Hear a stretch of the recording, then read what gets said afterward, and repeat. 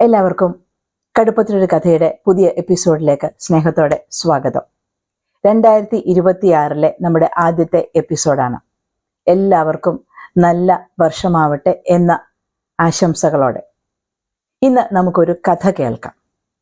ഞാൻ എഴുതിയ കഥയാണ്. കഥയുടെ പേര് വേനൽ കുടീരം. വേനൽക്കാലങ്ങളിൽ പകൽ ദൈർഘ്യം കൂടുതൽ അനുഭവപ്പെടുന്ന ഒരു പ്രതിഭാസത്തെയാണ് വേനൽ കുടീരം എന്ന് പറയുന്നത്. നമുക്ക് കഥ കേൾക്കാം. അമ്മയുടെ മെല്ലിച്ച കൈത്തണ്ടകൾ തന്നിൽ നിന്നും അടർത്തി മാറ്റുന്നതറിഞ്ഞ അയാൾ തികഞ്ഞ നിർവികാരത പോലെ എന്തോ ഒന്നിനെ ചേർത്തു പിടിച്ചും കൊണ്ട് കോസടിയുടെ വശത്തു നിന്നും എഴുന്നേറ്റ് നിന്നു. അയൽക്കാരൻ കൂടിയായ ഡോക്ടർ കണ്ണുകൾ ചേർത്തടയ്ക്കുന്നത് ഒരു നിഴൽ പോലെ കണ്ടും കൊണ്ട് അല്പസമയം കൂടി അവിടെ അങ്ങനെ തന്നെ നിന്നു. പിന്നീട് സാവധാനം മുറിയിൽ നിന്ന് പുറത്തേക്ക് കടന്നു. ആ നിമിഷത്തിൽ അതല്ലാതെ എന്താണ് ചെയ്യേണ്ടതെന്ന് അയാൾക്ക് തീരെ തീർച്ചയില്ലായിരുന്നു. ഭാര്യയുടെയും മകളുടെയും നേർക്ക് നോക്കാനോ സമാധാനിപ്പിക്കാനോ അയാൾക്ക് കഴിഞ്ഞില്ല. അയാളുടെ ലോകത്തു നിന്ന് മറ്റുള്ളവരൊക്കെ മാഞ്ഞു പോയതുപോലെ തോന്നി. അയാളും അമ്മയും മാത്രം. മുറിക്ക് പുറത്തേക്കിറങ്ങിയ അയാൾ ഏതോ ആലോചനയിൽ നിറഞ്ഞ് വീടിനു മുന്നിലെ തുറന്ന വരാന്തയിലേക്ക് കടന്നു. പ്രകാശം തീരെ കുറഞ്ഞ ഒരു പകലായിരുന്നു അത്. അരമതിലിൽ ഇരിക്കാൻ മുതിർന്ന നിമിഷത്തിൽ തന്നെ പെട്ടെന്ന് ആരോ വിളിച്ചിട്ടെന്നവണ്ണം തിരിഞ്ഞ് അകത്തേക്ക് കിടപ്പുമുറിയിലേക്ക് നടന്നു. 10 അടി തികച്ചും നടക്കാൻ ത്രാണിയില്ലാത്തവനെ പോലെ കാൽ വലിച്ചു വെച്ച അയാൾ തളത്തിൽ ഒരു നിമിഷം നിന്നു. അടുക്കള വാതിലിൽ നിന്നും കൊണ്ട് അയൽവക്കത്തു നിന്ന് വന്ന സ്ത്രീക്ക് എന്തോ നിർദ്ദേശം കൊടുത്തിരുന്ന ഭാര്യയുടെ ചേച്ചി തല ഉയർത്തി അയാളെ ഒന്ന് നോക്കി. സാവകാശം അയാളുടെ അടുത്തേക്ക് വന്ന് ചോദിച്ചു, എന്തെങ്കിലും കുടിക്കാൻ വേണോ? രാവിലെ മുതൽ ഒന്നും കഴിച്ചിട്ടില്ലല്ലോ. അറിഞ്ഞും കേട്ടുമൊക്കെ ഇനി ഓരോരുത്തരായി വരും മുൻപേ ഇത്തിരി വെള്ളം എന്തെങ്കിലും കുടിച്ചോളൂ. തെക്കേതിൽ നിന്ന് ചായ കൊണ്ടുവന്നിട്ടുണ്ട്. മനസ്സിലാകാത്ത ഭാവത്തിൽ നോക്കി നിന്ന അയാൾ ഒന്നും കേൾക്കുന്നുണ്ടായിരുന്നില്ല. മറുപടി പറയാതെ നേരെ മുന്നോട്ട് നടന്ന് കിടപ്പുമുറിയിലെത്തി. ചുവരിലും ജനലഴിയിലും കൂടി ശരീരം താങ്ങി നിന്നപ്പോൾ കാലുകളിൽ ഭാരമില്ലായ്മ അനുഭവപ്പെട്ടു. താഴെ വീണുപോകുമോ എന്ന ഭയത്തിൽ നിന്നും ജനാല അഴികളിൽ മുറുകെ പിടിക്കുന്ന വിരലുകളുടെ ചലനങ്ങൾ തികച്ചും തന്റെ നിയന്ത്രണത്തിലല്ല എന്നയാൾ തിരിച്ചറിഞ്ഞു. പ്രായമേറിയ ജനാലയുടെ അഴികൾ ഇളകുന്നതാണോ അതോ തന്റെ കൈവിരലുകൾ വിറയ്ക്കുന്നതാണോ എന്നയാൾക്ക് തീർച്ച ഉണ്ടായിരുന്നില്ല. പിടിയയച്ചാൽ വീണുപോയാലോ എന്ന് പേടിച്ചിട്ടെന്നവണ്ണം മുറുക്കിയ കൈകളിലേക്ക് മുഖം ചേർത്ത് നിശ്ചലനായി നിന്നു. ചേർത്തടയ്ക്കാത്ത കതകിന്റെ വിടവിലൂടെ തളത്തിലെ ശബ്ദശകലങ്ങൾ ചെവിയിൽ വന്നു വീണിരുന്നുവെങ്കിലും അവയൊന്നും തന്നെ മനസ്സിൽ പതിഞ്ഞിരുന്നില്ല. കേൾക്കുന്ന ശബ്ദവീചികളെ അർത്ഥപൂർണമായ പദങ്ങളാക്കി മാറ്റുന്ന അത്യാവശ്യ ഘടകം ആ നേരത്ത് അയാളിൽ പ്രവർത്തിക്കുന്നുണ്ടായിരുന്നില്ല. ചുറ്റും നടക്കുന്നതൊന്നും തന്നെ അയാൾ അറിയുന്നുമുണ്ടായിരുന്നില്ല. അല്പം മുൻപ് തന്റെ അമ്മ മുറുക്കി പിടിച്ചതാണ് ഓർമ്മയിൽ രേഖപ്പെടുത്തിയിരിക്കുന്ന അവസാനത്തെ സ്പർശം. ആരോ ബലമായി അയാളുടെ കൈ വിടർത്തി മാറ്റിയപ്പോൾ ആ മുറിയിൽ നിന്നും അമ്മയുടെ അടുത്തു നിന്നും എണീറ്റ് പോന്നതാണ്. അതിനുശേഷം അവിടെ ആരൊക്കെ വന്നു എന്നയാൾക്കറിയില്ല. അയാളെ ആരൊക്കെ അന്വേഷിക്കുന്നു എന്നും അറിയില്ല. ഒന്നു മാത്രം ഉറപ്പുണ്ട്, എന്ത് കാര്യത്തിലും ഏത് തീരുമാനത്തിലും അയാളുടെ ഒപ്പമുണ്ടായിരുന്ന അമ്മ ഇത്തവണ അയാൾക്ക് വേണ്ടി എല്ലാവരുടെയും മുന്നിൽ വാദിച്ചു നിൽക്കാൻ ഉണ്ടാവില്ല. ഇനി മുതൽ എന്തും തനിയെ നേരിട്ടേ പറ്റൂ എന്ന മനസ്സിലാക്കൽ മാത്രം തെളിഞ്ഞു നിന്നു. കഴിഞ്ഞുപോയ കുറച്ചു മണിക്കൂറുകൾക്കുള്ളിൽ നടന്നതൊക്കെ ഓർത്തെടുത്തപ്പോൾ മനം അറിയുന്നത് പോലെ തോന്നി. വിഷമമോ സംഘർഷമോ ഉണ്ടായാൽ ഇങ്ങനൊരു തോന്നൽ അയാൾക്ക് ചെറുപ്പം മുതലേ ശീലമുള്ളതാണ്. ഇന്നലെ രാത്രിക്ക് ശേഷം ഒന്നും കഴിച്ചിട്ടില്ലെങ്കിലും ഉള്ളതിനെ ഒക്കെ കടപുഴക്കി പുറത്തേക്ക് കൊണ്ടുവരാൻ ശക്തിയുള്ള ഒരു കൊടുങ്കാറ്റ് ഉള്ളിൽ ആഞ്ഞടിക്കുന്നത് പോലെ. ഒരു കാരണവുമില്ലാതെ ഇന്നലെ രാവിലെ മുതൽ മനസ്സിൽ തോന്നിയ അസ്വസ്ഥതയും ആകുലതയും ഇങ്ങനെ ഒന്നിലാവും അവസാനിക്കുക എന്നത് തീരെ കരുതിയില്ല. ഇന്നലെ രാത്രിയിൽ ഭാര്യയോട് അതേക്കുറിച്ച് പറയുമ്പോൾ അമ്മയുണ്ടായിരുന്നു തനിക്ക്. മുകളിൽ കേട്ട ഇരമ്പലിൽ ഒരു നിമിഷം ചെവി അടയുന്നത് പോലെ അനുഭവപ്പെട്ടു. പതിവ് പോലെ അമ്മയുടെ കണ്ണുകൾ വിടരുന്നോ എന്ന് പോയി നോക്കണം എന്ന് തോന്നി. ആ തോന്നലിൽ നിമിഷ നേരത്തേക്ക് ഒരു ചെറുചിരി വന്ന് മായുകയും ചെയ്തു.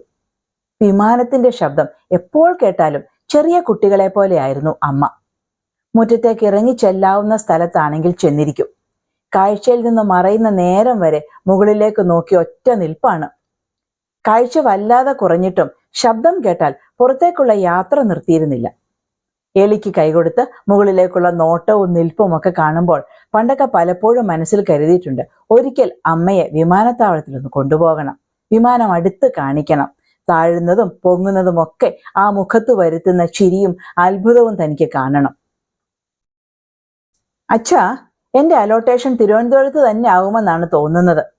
അത്താഴമേശയിൽ അന്ന് മകൾ പറഞ്ഞു തുടങ്ങിയപ്പോൾ തന്നെ അമ്മയുടെ മുഖം വിടർന്നിരുന്നു. അവൾക്ക് മെഡിക്കൽ കോളേജിൽ പ്രവേശനം കിട്ടിയതിൽ ഏറ്റവും അധികം സന്തോഷം അമ്മയ്ക്കാണ്. അന്ന് രാത്രി പതിവ് പോലെ ഉറക്കത്തിനു മുൻപുള്ള സംസാരത്തിൽ വളരെ സാധാരണ രീതിയിലാണ് ഭാര്യ പറഞ്ഞത്, ഏതായാലും എല്ലാവരും കൂടിയേ യാത്ര ചെയ്യൂ. അമ്മയാണെങ്കിൽ പോവാൻ തയ്യാറായിരിക്കുകയാണ്. എങ്കിൽ പിന്നെ ഒരു കാര്യം ചെയ്യൂ, നിങ്ങൾ അമ്മയും കൊണ്ട് പ്ലെയിനിൽ വരൂ, ഞങ്ങൾ രണ്ടാളും ട്രെയിനിൽ വന്നോളാം. വിമാനയാത്ര അമ്മയ്ക്ക് വലിയ ആഗ്രഹമല്ലേ, നമ്മളെ ബുദ്ധിമുട്ടിപ്പിക്കേണ്ട എന്നോർത്ത് പറയാത്തതല്ലേ അതൊക്കെ. പൈസ ഉണ്ടായിട്ട് ഇതൊക്കെ ചെയ്യാനിരുന്നാൽ നടക്കുമോ? കുറച്ചൊക്കെ എന്റെ കയ്യിലുമുണ്ട്, നിങ്ങൾ വിഷമിക്കണ്ട. തന്റെ മനസ്സിൽ തെളിയാത്തത് അവൾ പറയുന്നത് കേട്ടപ്പോൾ സ്ത്രീകളുടെ മനസ്സും ചിന്തകളും സഞ്ചരിക്കുന്ന വഴികളെക്കുറിച്ച് ബഹുമാനമാണ് തോന്നുന്നത്.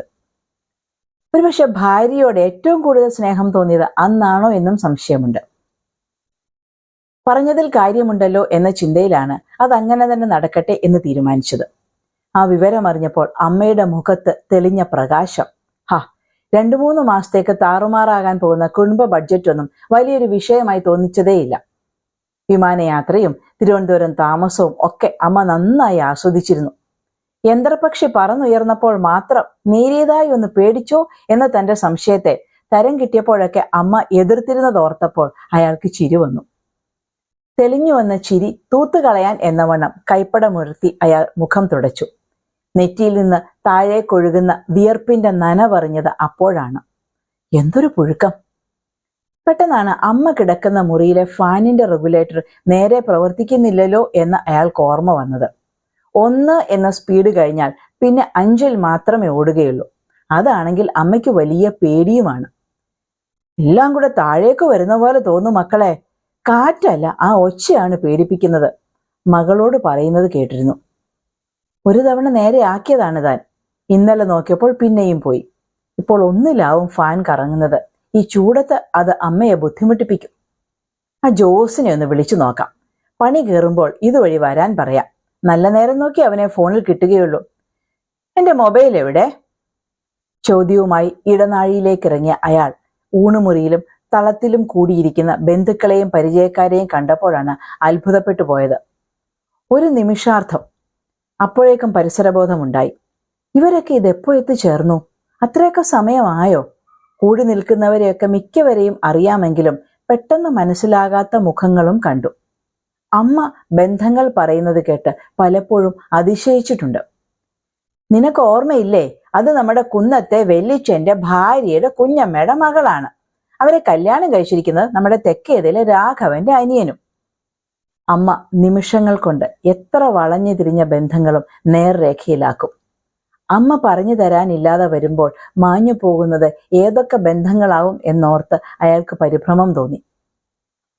നിനക്കറിയാത്തവരുണ്ടെങ്കിലും മുഖത്ത് അത് കാണിക്കാതെ ആ പരിചയക്കേട് ഒട്ടും മനസ്സിലാക്കാത്തതുപോലെ നിൽക്കണം. ആരാണെന്നും എന്താണെന്നും ഒക്കെ പിന്നെ പറഞ്ഞു തരാം. തന്റെ പരിഭ്രമം മനസ്സിലായിട്ടെന്നതുപോലെ അമ്മയുടെ ശബ്ദം ഒരു മന്ത്രണം പോലെ കേൾക്കുന്നതായി തോന്നി. മനസ്സിന്റെ തോന്നലാണ് എന്ന തിരിച്ചറിവിൽ തലയൊന്നു കുടഞ്ഞു. തന്നെ നോക്കി നിൽക്കുന്ന പല ജോഡി കണ്ണുകളിലും മുഖങ്ങളിലും ഒക്കെ വിവിധ വികാരങ്ങളും ഭാവങ്ങളും അയാൾ കണ്ടു. മനുഷ്യന്റെ മനസ്സിലുള്ളത് അതേപോലെ കാണാൻ പറ്റുന്ന ഒരു ജോഡി കണ്ണടയുണ്ടാവണം. യഥാർത്ഥത്തിൽ എന്താണ് മനസ്സിൽ തോന്നുന്നത് എന്ന് മനസ്സിലാക്കാൻ പറ്റുന്ന കണ്ണട. ചിരിച്ചുകൊണ്ട് വഞ്ചിക്കാതെ കാപട്യം കാണിക്കാതെ പെരുമാറാൻ അപ്പോഴേ മനുഷ്യർക്ക് കഴിയൂ. അങ്ങനെയൊക്കെ ആവണമെങ്കിൽ അസാധാരണമായ നന്മയുണ്ടാവണം മനസ്സിൽ. ആലോചനകൾ അവിടെ എത്തിയപ്പോൾ അമ്മയുടെ മണം വന്ന് നിറയുന്നത് പോലെ തോന്നി ചുറ്റിലും.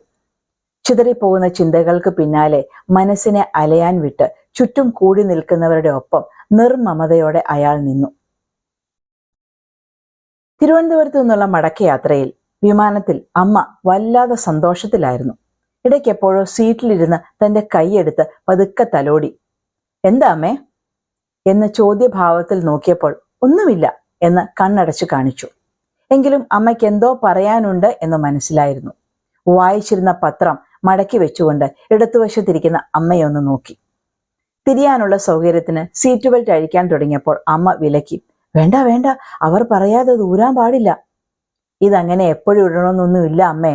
ഫ്ലൈറ്റ് പൊങ്ങുമ്പോഴും താഴുമ്പോഴും, പിന്നെ എന്തെങ്കിലും കുലുക്കമൊക്കെ ഉണ്ട് എങ്കിൽ അവര് പറയുമ്പോഴും മാത്രം ഇട്ടാ മതി. വേണ്ട വേണ്ട, നീ അതിട്ടിട്ടിരുന്നാ മതി. ഞാൻ പറയുന്നത് കേൾക്കാൻ അതിപ്പോ ഊരണമെന്നൊന്നുമില്ലല്ലോ. 3 വർഷം മുൻപ് നടന്നതാണ് അതൊക്കെ. എങ്കിലും ഇടയ്ക്കൊക്കെ യാത്രയുടെ ഫോട്ടോ കണ്ട് എല്ലാം ഒന്ന് ആവർത്തിക്കൽ അമ്മയുടെ പതിവാണ്. ഈ കഴിഞ്ഞ രാത്രിയിലും അത്താഴം കഴിഞ്ഞ് പതിവുള്ള വർത്തമാനത്തിനാണ് അമ്മയുടെ മുറിയിലെത്തിയത്. കണ്ടതും കൈപിടിച്ച് ആദ്യമായി ചോദിച്ചത്, നിനക്ക് ഓർമ്മയുണ്ടോ അന്ന് വിമാനത്തിൽ വെച്ച് ഞാനൊരു കാര്യം പറഞ്ഞത്? എന്താ അമ്മേ, കപ്പലണ്ടി മിഠായി വേണമെന്നല്ലേ? അത് പിറ്റേ ദിവസം തന്നെ ഞാൻ വാങ്ങി തന്നല്ലോ. ഓർമ്മയുണ്ടായിരുന്നിട്ടും താൻ ഇത്തിരി പൊട്ടൻ കളിക്കാൻ നോക്കി. അതല്ലടാ, അന്നേ ഞാൻ പറഞ്ഞത് നന്നായി ആലോചിച്ചിട്ട് തന്നെയാണ്. അതാണ് അമ്മയുടെ ആഗ്രഹവും തീരുമാനവും. നിനക്കത് ഓർമ്മയുണ്ടോ എന്നറിയാനാണ് ഞാൻ ഇപ്പോൾ ചോദിച്ചത്. ഓ ശരി ശരി, അതാണോ? അക്കാര്യമൊക്കെ എനിക്ക് ഓർമ്മയുണ്ട്. ഇന്നെന്താ ഇപ്പോ ഇങ്ങനെയൊരു വർത്തമാനവും ചിന്തയും ഒക്കെ? എന്റെ മക്കളെ, അമ്മ ചിരഞ്ജീവിയൊന്നുമല്ലല്ലോ. നമ്മുടെ കുട്ടി പഠിക്കുന്ന കോളേജിലോ മറ്റെവിടെയെങ്കിലുമോ കൊടുക്കണം. നമ്മുടെ ആവശ്യം കഴിഞ്ഞാൽ ഈ ശരീരം കൊണ്ട് കുട്ടികൾ പഠിക്കട്ടെ. അങ്ങനെ ഒരു സാധ്യതയുള്ളത് നമ്മൾ കാണാതിരിക്കരുത്. ഇത് കേൾക്കുമ്പോൾ പലരും പലതും നിന്നോട് പറഞ്ഞെന്നിരിക്കും. പക്ഷെ ഇനി ആരൊക്കെ അതിനെതിർത്താലും എന്റെ കുട്ടി കൂട്ടു നിൽക്കരുത് കേട്ടോ. എന്റെ അമ്മേ, അതിനൊക്കെ സമയമാവട്ടെ. നമ്മളിപ്പോ 75 ആയതല്ലേ ഉള്ളൂ. ഇനി എത്ര നാള് കിടക്കുന്നു? 75 ഒരു വയസ്സാണോ? ചിരിച്ചുകൊണ്ടാണ് താൻ പറഞ്ഞത് എങ്കിലും അമ്മ വളരെ ഗൗരവമായി തന്നെയാണ് സംസാരിക്കുന്നത് എന്ന് മനസ്സിലായിരുന്നു. വളരെ നാളുകൾക്ക് ശേഷം പഴയ സ്കൂൾ ടീച്ചറുടെ ഭാവം തെളിഞ്ഞു വന്നു. കോസരിയുടെ വശത്ത് മാറ്റിവെച്ചിരുന്ന മാസിക കണ്ടപ്പോഴാണ് കാര്യം പിടികിട്ടിയത്. അവയവദാനത്തെക്കുറിച്ചും മറ്റുമുള്ള എന്തോ ഒന്നായിരുന്നു ഇന്നത്തെ വായന. ഇനിയിപ്പോ സംസാരിക്കാൻ ഇവിടെ ഇരുന്നാൽ ഇത് തന്നെയാവും മനസ്സിൽ എന്നറിയാവുന്നത് കൊണ്ട് തലേണ താഴ്ത്തി വെച്ച് പുതപ്പും കാലിലേക്ക് ഇട്ടുകൊടുത്തിരുന്നു. ഒക്കെ ഞാൻ സമ്മതിച്ചു. അമ്മ സുഖമായി ഇപ്പൊ ഉറങ്ങൂ. അമ്മയ്ക്ക് പോകാനുള്ള പ്രായമൊന്നും ആയിട്ടില്ല കേട്ടോ. കൂടുതൽ വിശദീകരണത്തിന് നിൽക്കാതെ വിഷയം മാറ്റി മുറിവിട്ട് പുറത്തേക്ക് പോന്നതാണ്. തലേന്ന് രാത്രി കുറച്ചു സമയം കൂടി സംസാരിച്ചിട്ട് പോന്നാൽ മതിയായിരുന്നു എന്നും ഇനിയും എന്തൊക്കെയോ കൂടി അമ്മയ്ക്ക് തന്നോട് പറയാനുണ്ടായിരുന്നുവെന്നും അയാൾക്ക് തോന്നി. താൻ വിളക്കണച്ചതുകൊണ്ട് മാത്രം അമ്മ ഉറങ്ങിയതാണ്. തിരക്കൊഴിഞ്ഞിട്ട് സൗകര്യമായി ഇരുന്ന് അമ്മയോട് സംസാരിക്കണം എന്ന് കരുതി മാറ്റിവെച്ചിരുന്ന എത്രയോ കാര്യങ്ങൾ ലക്ഷ്യമില്ലാതായതുപോലെ അവ ചിന്തകളിൽ അലയുന്നു. ഈ പ്രായത്തിൽ പോലും എവിടെയെങ്കിലും പോയിട്ട് തിരികെ വീട്ടിലെത്തുമ്പോൾ അമ്മയെ കണ്ടില്ലെങ്കിൽ തോന്നുന്ന പ്രകാശമില്ലായ്മ, അത് മനസ്സിലുണ്ടാക്കുന്ന ശൂന്യതയും അസ്വസ്ഥതയും. ചെന്നിക്കുത്തിന്റെ തീഷ്ണതയിൽ അമ്മയുടെ വിരലുകൾ നെറ്റിയിൽ തൊടുമ്പോൾ ഉണ്ടാവുന്ന കുളിർമ, ഇടയ്ക്ക് എപ്പോഴെങ്കിലുമൊക്കെ ഒപ്പം ചേർന്ന് കിടക്കുമ്പോൾ അമ്മയുടെ ചുറ്റിപ്പിടുത്തത്തിൽ അറിയുന്ന സുരക്ഷിതത്വം, മക്കളെ എന്ന വിളിയിൽ അനുഭവിക്കുന്ന കുട്ടിത്വം.